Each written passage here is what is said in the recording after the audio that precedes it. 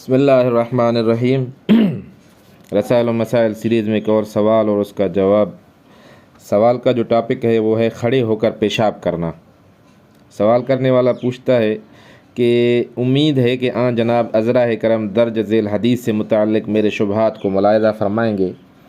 حضرت حذیفہ کی روایت ہے کہ نبی صلی اللہ علیہ وسلم کھاد کے ایک ڈھیر کے قریب گئے اور میرے سامنے کھڑے ہو کر پیشاب کیا۔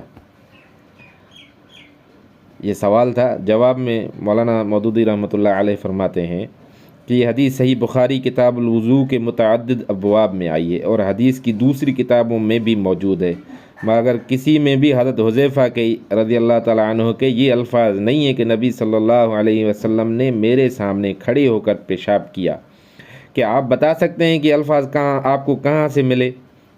ان کے تو الفاظ یہ ہیں کہ میں اور نبی صلی اللہ علیہ وسلم چلے جا رہے تھے کہ راستے میں آپ صلی اللہ علیہ وسلم ایک کوڑے کے ڈھیر کی طرف گئے جو ایک دیوار کے پیچھے تھا، اور آپ صلی اللہ علیہ وسلم کھڑے ہوئے جیسے تم میں سے کوئی کھڑا ہوتا ہے، اور آپ صلی اللہ علیہ وسلم نے پیشاب کیا۔ میں ہٹ کر دور جانے لگا تو مجھے آپ صلی اللہ علیہ وسلم نے اشارہ کیا اور میں آپ صلی اللہ علیہ وسلم کے پیچھے کھڑا ہو گیا، یہاں تک کہ آپ صلی اللہ علیہ وسلم فارغ ہو گئے۔ یہ ہے حدیث۔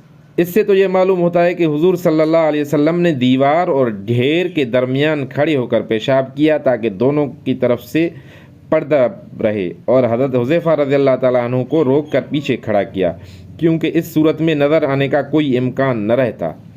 یہاں یہ بات بھی قابل ذکر ہے کہ مستند روایت کے مطابق نبی صلی اللہ علیہ وسلم ہمیشہ بیٹھ کر ہی پیشاب کرتے تھے، مگر اس موقع پر آپ صلی اللہ علیہ وسلم نے کسی عذر کی وجہ سے ایسا کیا تھا، اور حضرت حذیفہ نے یہ روایت اس لیے بیان کی تھی کہ ان کے زمانے میں بعض لوگ کھڑے ہو کر پیشاب کرنے کو قطعی ناجائز قرار دینے لگے تھے۔ ترجمان القرآن، اکتوبر نومبر 1952۔